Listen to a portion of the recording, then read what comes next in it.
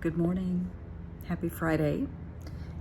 Wearing red for my veterans, of course, for my vets, soldiers, and their families. Thank you for everything you're doing every day, every night. So yesterday I posted about a family that I'm very close to. I've known them for over 10 years who have lost a child over the weekend. They are struggling, but they're getting through it.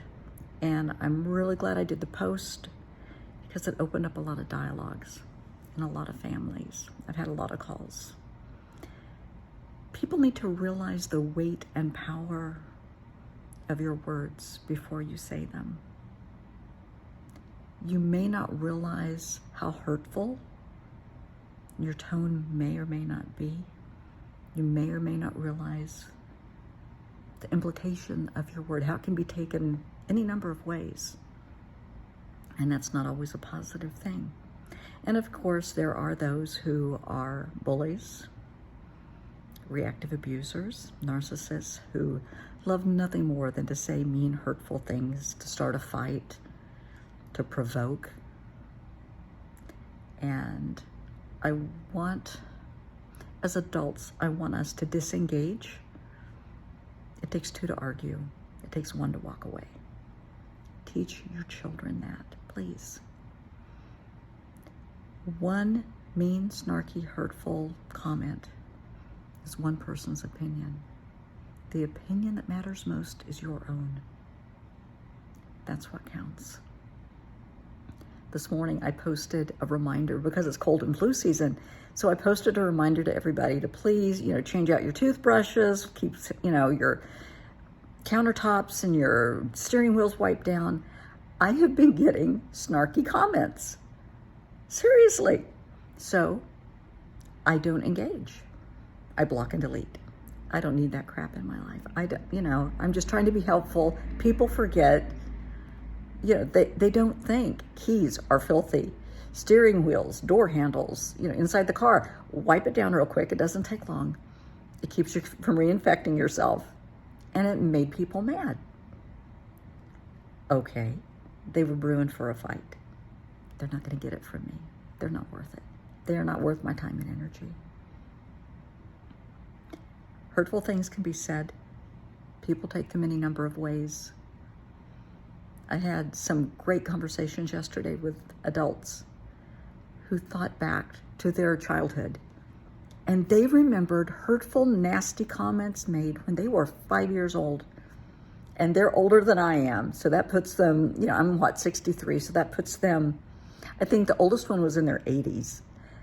And they were laughing, and they could remember just somebody saying something really hurtful when they were little, and they still remember it, and it still hurts their heart. They carry that with them. They don't have to, but we do. Tear off the labels other people give you.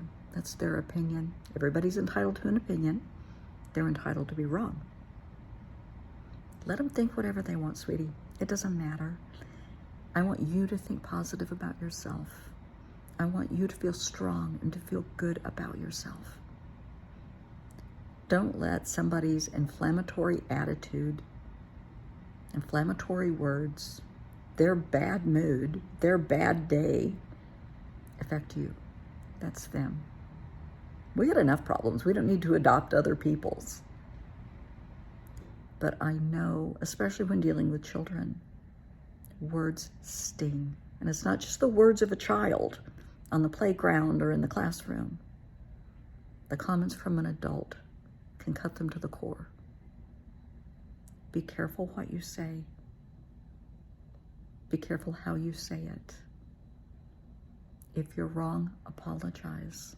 Give them a hug. Tell them you love them every day. Words carry weight.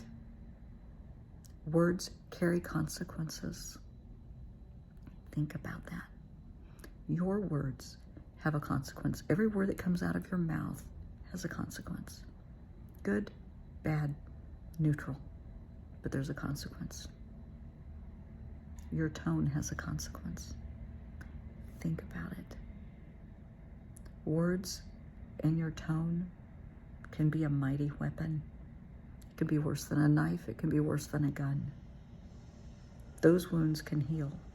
The emotional wounds from your words may not.